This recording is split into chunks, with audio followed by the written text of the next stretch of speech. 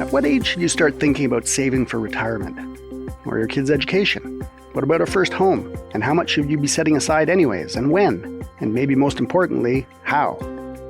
No matter what stage you're at in life, saving and investing can seem daunting.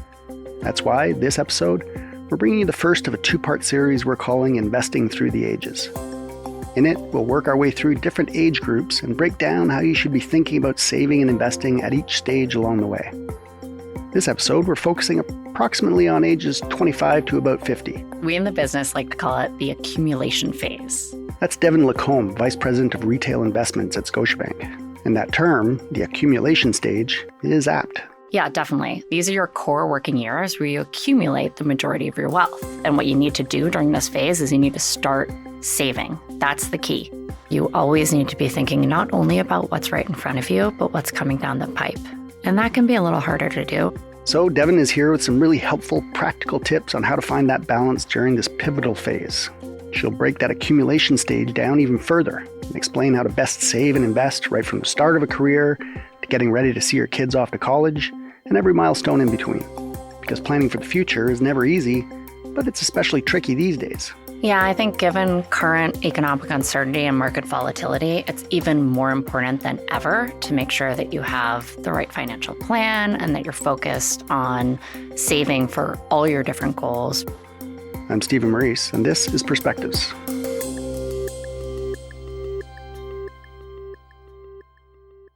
Devon, welcome back to the show. Really appreciate you coming in again. Thanks for having me, Stephen. All right. So this episode is part one of a two-part mini-series we're doing about investing at various ages. And today we're covering roughly 25 to 50 years old. And we're going to break down that sort of broad cohort into smaller stages. And you'll help us get our head around what people should be thinking about when it comes to saving or investing at each one. Definitely. Okay. It's a pretty broad range. For most people, that would be when you hopefully have your first real job. Maybe you're starting a family, all the way to thinking about paying for kids' college, potentially. Maybe you can start by telling me how you'd sum up this life stage as someone who thinks about saving and investing. It is a broad range. These are your core working years where you accumulate the majority of your wealth. A lot of different life events, as you alluded to, happen throughout this phase. It's probably one of the broadest wealth stages within your life. It's marked by a few different things. The first, which you touched on, is career progression. So most people start their first job as well as experience material career growth throughout this phase. The second is family responsibilities. So as you said, a lot of people have kids and start a family during this phase of life. Some of those people also have to help support elderly parents during this phase of life. Right. The third piece that comes into play during this accumulation phase is long-term planning. This is when you really need to start thinking about things like retirement, paying for your kids' educations, and taking a more long-term view to your finances. Okay. But accumulation taking place over the entire period, hopefully. That's what people would be aiming for. Yes. So let's break that down a little bit. We get a little bit more granular. When people are in their 20s or early 30s, one of the big milestones, as you mentioned, is their first career, hopefully, and they're starting to earn some money. They're done school. Maybe they're thinking about getting married, have some steady income. Let's talk about how they should approach investing or saving. Now, is there sort of a target number that people should be thinking about? It's relatively young in life. It's probably a good time to really start building that nest egg. Is there a target number that they should be thinking about around how much of their income they should be saving or investing? Yeah, definitely. So as you said, this is the beginning of the accumulation phase. So it's all about accumulating that wealth. And what you need to do during this phase is you need to start saving. That's the key. When you think about a target, you probably want to think about saving about 15 to 20% of your income. That can flex based on your individual circumstances, but it's a good benchmark to go after. A great way to make sure that you are saving during this phase of life is to use pre-authorized contributions or PACs. And this is an amount of money. You can choose the amount, you can choose the frequency, and your bank will automatically take that money out of your day-to-day account and put it into a savings or investment account of your choosing. And again, think about 15 to 20% of your income that you want to be stowing away. So I guess the idea behind that is if you're doing that automatic saving, it's coming straight off your paycheck or you're not seeing it in your account where you'd be spending the money. So you're not even thinking about it. It's coming right off the top. Yeah, definitely. And that's the idea of it. And I think it's a really important tool for people in this age to start using, because one of the temptations as you start your career and you start to earn more money is lifestyle creep. And that's starting to spend a little bit more, living a little bit more lavishly because you have a little bit more money to spend. Right. If you have a pre-authorized contribution set up that takes money out of your day-to-day or your spending account, you're protecting that money and making sure that you're not tempted to spend it. Right. And I guess then as your income increases, hopefully it'll be doing that. You can increase that amount so that your actual disposable income remains the same and you're just saving more. Exactly. And if you keep targeting that 15 to 20% and looking at it on an annual basis, maybe bumping it up, adding another pack if you've opened another investment account, that's how you make sure that as you earn more, you're also saving more. Another good rule of thumb is the 50-30-20 rule. And that's 50% of your earnings goes to needs, 30% goes to wants, and 20% goes to savings and investing. Okay, let's talk a little bit about what you do with that money. So you're starting to save money or you want to start investing money, you want it to grow over a certain period of time. How should you think about that? And I guess sort of registered accounts is the first thing people would probably be thinking of. Registered accounts is exactly where I was going to go with that. And is exactly the first type of account that people should be thinking about opening during this phase of life. So your registered plans are tax advantage saving and investment accounts that are sponsored by the government and that you can open for a variety of different reasons. Two that I always suggest people start with because they're the most widely applicable are your TFSA, which is your tax-free savings account, your RSP, which is your registered retirement savings plan. Yep. A TFSA allows your money to grow tax-free when it's in the account, and you can take it out for any need that you have. RSP, the money you put into an RSP, is deducted from your taxable income in the year that you contribute it. And you can then remove it to pay for retirement expenses when you get to that age. Right. So with the TFSA, you've already paid taxes on that income. Yep. So when you deposit in there, the growth is tax-free and you don't pay extra income tax on that because you've already done it. Exactly. Right. Yeah. An RSP, on the other hand, deducted from your taxable income, but then counts as taxable income when you've reached the stage in life when you withdraw it. Yeah, exactly. And the reason you want to be contributing to an RSP during this accumulation phase, as we already said, these are the core earning years. They're when you're earning your base income. This is when you're going to be in a higher tax bracket. The idea is once you retire, you're probably not working or working as much anymore. Therefore, when you are taxed on that dollar, you'll be in a lower tax bracket and you'll owe less in taxes. Right. So the reason you should start by opening a TFSA as well as an RSP is that a TFSA allows you to build up earnings for any short-term needs or an emergency fund because you can take money out of a TFSA and use it for anything at any time. The reason somebody in their late 20s, early 30s should open an RSP, because if you start putting money into an RSP early and consistently, your money's going to grow in accelerated fashion. And when you get to your late 30s, early 40s, you're not starting from scratch when it comes to saving for retirement. Okay. For many people in that age range, they might be carrying, say, student debt. How should that factor into their calculations? Should you still be thinking of doing that 15 to 20% savings, or should you be getting rid of that debt first? Yeah, it's a good question. So some of it comes down to preference, but another way to think about it is if you have high interest debt, such as credit card debt, you always want to prioritize paying that down first. That's usually carrying an interest rate upwards of 20%. You're never going to be able to earn 20% on money that you invest. Therefore, the best use of that fund is to pay down that high interest debt. Right. When you're talking about lower interest debts, such as student loans, when we get into mortgages, those are usually lower interest-bearing debts. That's when you want to make sure you're always meeting your minimum monthly payments so that you're not incurring additional expenses. But you also still want to make sure you're putting away some money for savings. So you want to balance it a little bit because you don't want to only prioritize near-term obligations and not prioritize long-term goals. Right. So that's when you could speak with an advisor to help decide what the right split is. But again, high interest debt, pay that down as quickly as possible. Lower interest debt, meet your monthly payment requirements. Then maybe think about, okay, now I want to make sure I'm contributing to my tax advantage accounts, my registered plans. And then if there's excess, you can decide, okay, maybe I'd prefer to get rid of this debt a little faster and pay that down. And that's where you can make a bit of personal decision on it. Okay. And maybe just to come back even just to that 15% a little bit and why you would want to do that, maybe you can talk a little bit about the benefits of saving and investing early. I mean, the longer that money's there, the more it will grow over the course of your life, right? And this is a topic that you and I usually get around to when we're having these conversations, and it's compound interest. And I think the reason we talk about compound interest is because it's so powerful. And compound interest is the concept that when you put money into a savings or investment account, the interest that you earn is then added to the principal. Therefore, in the next period, you're earning interest on an even bigger base of money. Right. And that rolls and rolls and rolls like a snowball. It gets bigger and bigger and bigger, even without you putting in more money. Compound interest is really powerful. So for example, if you put $100 a month into an investment account that's earning 6% annual interest, you do that for 30 years, you're going to end up with around $100,000 just from $100 a month contributions. If you do that for 20 years, so you shorten your investment window by 10 years, you're only going to end up with about $45,000. So that's a huge amount of money that you're leaving on the table by waiting to start saving. Okay. So starting to save early is a good idea. At what point should you potentially be talking to an advisor or thinking about having an actual plan as opposed to, just putting away some chunk of money with every paycheck? I advise people to make sure that they're establishing a relationship with an advisor once their finances become more complex. If your finances are complicated enough that you're not exactly sure which thing to prioritize, that's usually an indication that you should go talk to an advisor.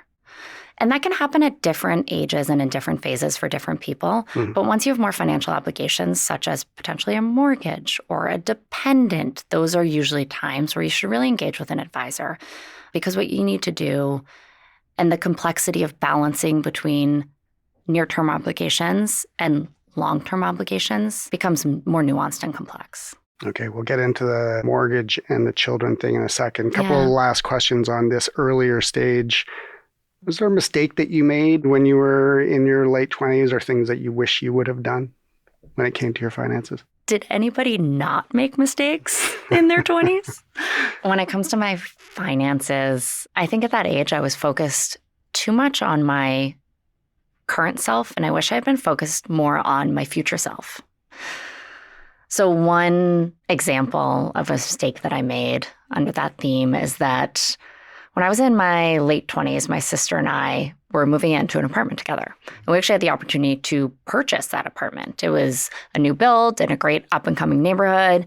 And we both said, no, we're not going to buy it. We're just going to rent it. Buying a home is for older people with kids and a family. And that was a mistake. I shouldn't have been focused on my current self. I should have been focused on my future self. And had I bought that home, I would have had some equity in the future that I could have put into a bigger home or a different need that I had. Of course. So is there a mantra or a one line of advice that you would give to somebody at that stage in life? I would say save early and save consistently. Okay. We will now move into that next stage, a sort of homeowner stage. Maybe you're in your mid to late 30s. Home ownership may well be on the horizon, although recognizing that that's increasingly difficult for many people these days. It could also be having kids. We'll get to that later. How does home ownership factor into the way you think about investing and what you do with your money? Yeah, so everyone has housing expenses they have to pay. When you're paying rent, you're not building any equity. You could just be throwing that money out the window. When you're paying down a mortgage, you're building what we call home equity. And home equity is the difference in the current market value of your home and the outstanding mortgage amount. Right. So it's basically the profit you would make if you sold your home at that point. Right.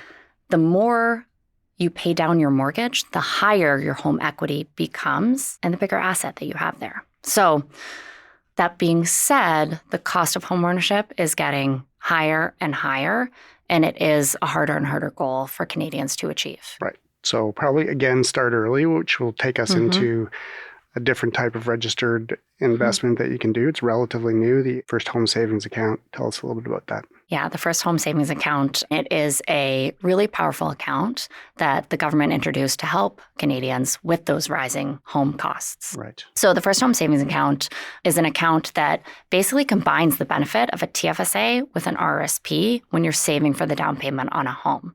So any money that you put in is tax deductible in the year that the contribution is made. And the money that you put in grows tax-free as long as you take it out for a down payment on your first home. Right. So it's a great type of account. Anyone who's over 18 who has not owned a home before can open one, and I encourage that they do so.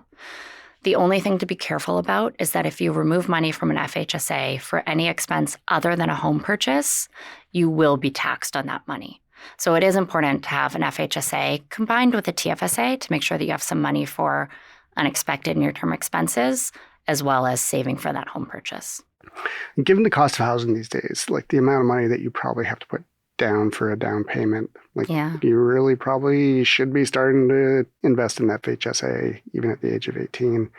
Definitely. Tough to do. You didn't even want to buy that apartment when you were in your 20s. Hard for people to think about that. But those big down payments are daunting. They are daunting. And the great thing about an FHSA is, let's say plans change and you don't end up buying a home for whatever reason, you can take that money and put it into your RSP without impacting your RSP contribution room.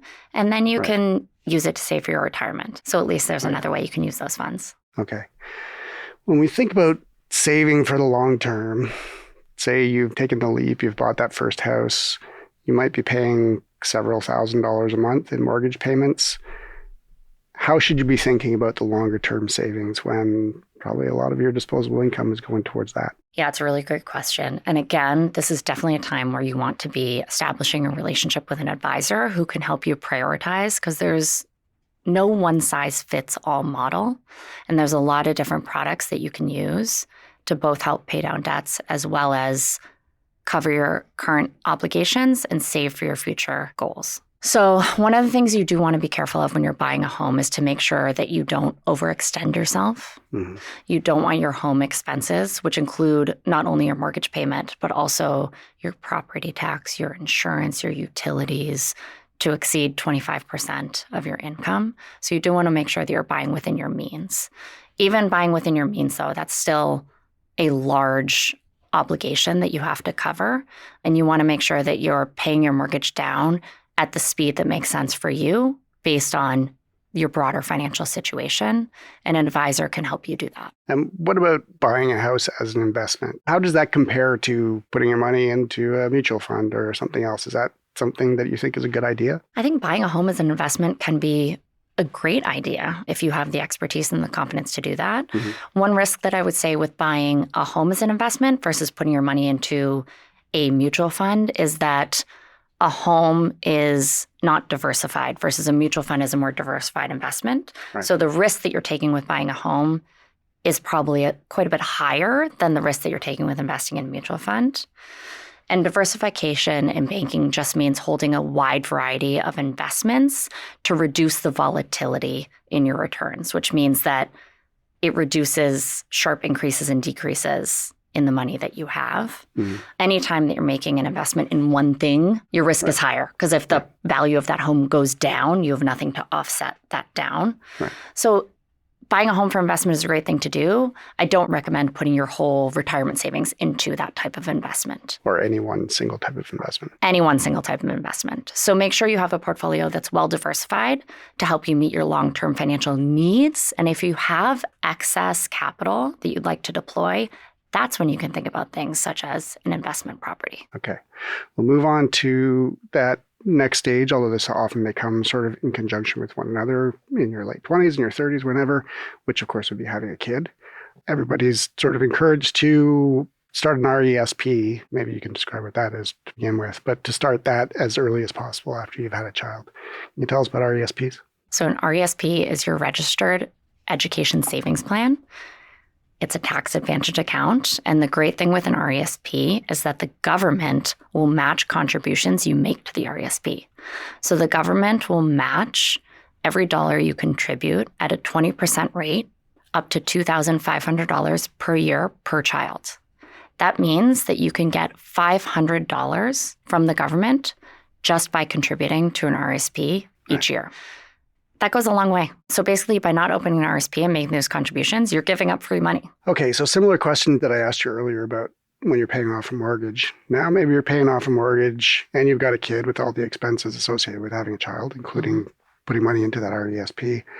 How do you think about your finances at that point? I mean, hopefully your income is growing, but your responsibilities are starting to pile up at this point. Your responsibilities are certainly starting to pile up. And again, it gets back to how you're prioritizing across your short, medium, and long-term goals. Okay. So the big emphasis here is don't become over-focused on one individual thing. Make sure that you're taking a very balanced approach.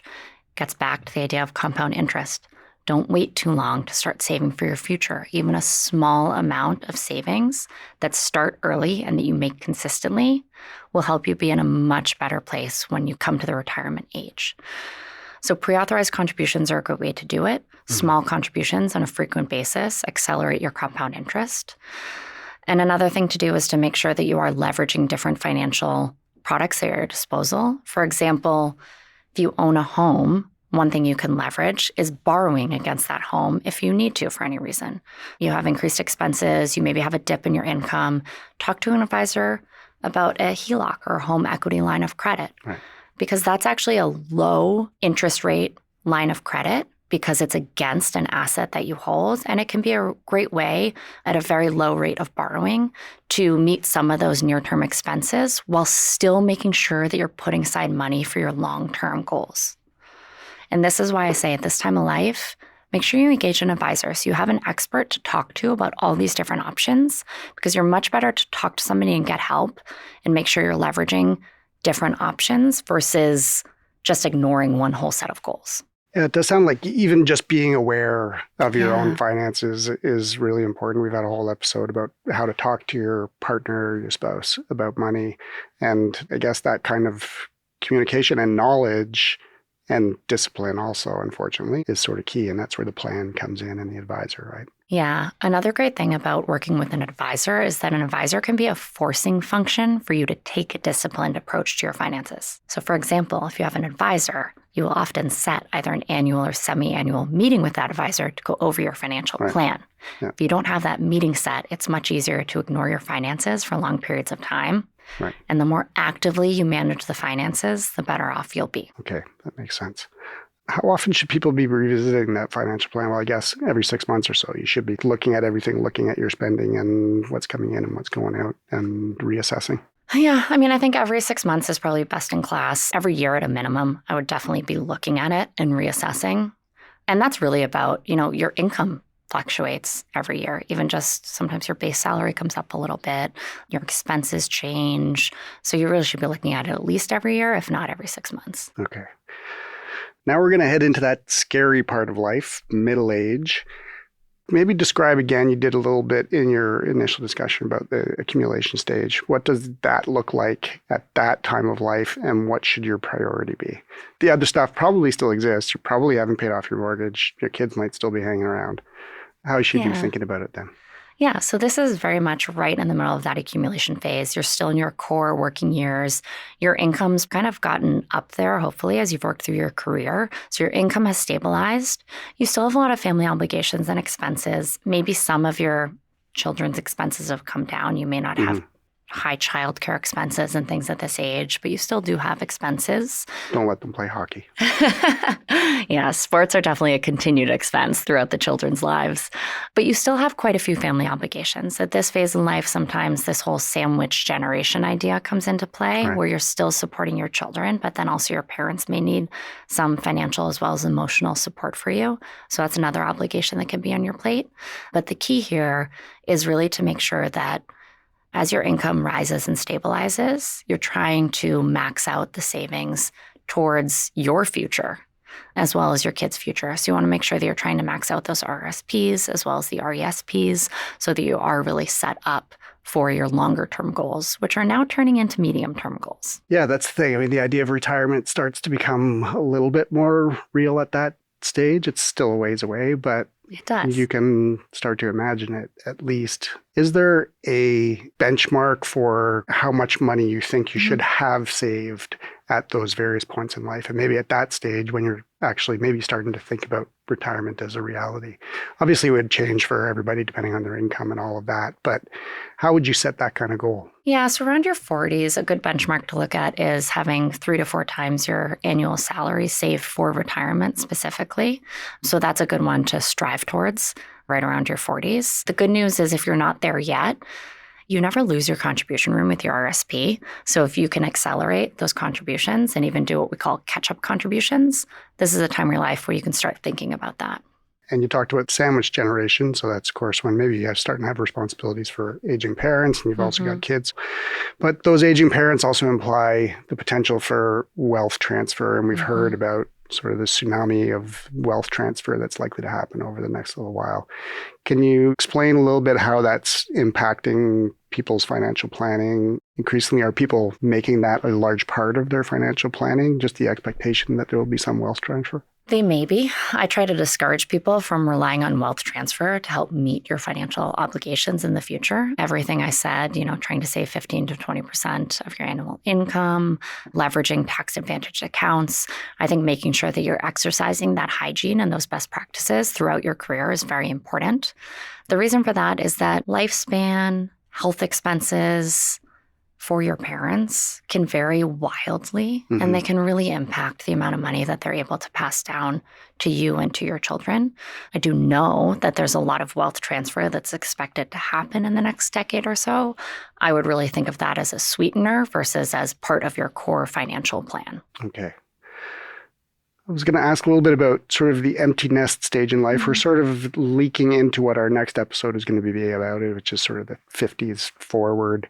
But any first thoughts as somebody who's maybe getting towards the end of their 40s, how they should be thinking about their finances, how they should be planning for that next stage of life? Yeah, definitely. So again, this is one to really buckle down and think about, do I have enough money to save for retirement based on the lifestyle that I want to live when I retire? So this is where you probably want to get more into the weeds about what will be my annual expenses when I'm retired and the amount of money I need available. Am I tracking towards that? Am I not tracking towards that? Another component that starts to come into play here is preservation of wealth. So we talked about accumulation of wealth, but at this age, you're starting to creep into preservation of wealth. And this is where you want to really make sure that you have a good diversification strategy, which is that tactic I talked about earlier, making sure you have a broad range of investments that have the right risk profile so that you still have some upside potential in your portfolio, but you have good downside protection because you don't want to be eroding the wealth that you have as you get closer to retirement. Right. Another piece you may want to start thinking about is future healthcare expenses. As I said before, healthcare expenses, older in age, can get quite large and burdensome. So there's different tools. There's different healthcare accounts that you can leverage in order to put money away that can be tax advantage to take out for healthcare expenses later in life. You may want to start thinking about that and speaking with your advisor about that. And lastly, making sure that you are thinking about setting things up well for your kids. So thinking about your own will and power of attorney and making sure you have those pieces set up. I think you'll get more into that in the next episode, but this is the phase where you start to think about those things. I guess the through line through all of that is sort of that planning aspect of it. It's just really about being aware of your finances in a way that I think maybe a lot of people don't pay as much attention to, at least earlier in their life. But that sort of planning and seeking out advice changes the types of things you're asking for advice about, but you should be looking for that throughout. As I said earlier, you always need to be thinking not only about what's right in front of you, but what's coming down the pipe. And that can be a little harder to do, and an advisor can really help you do that and balance the present with the future.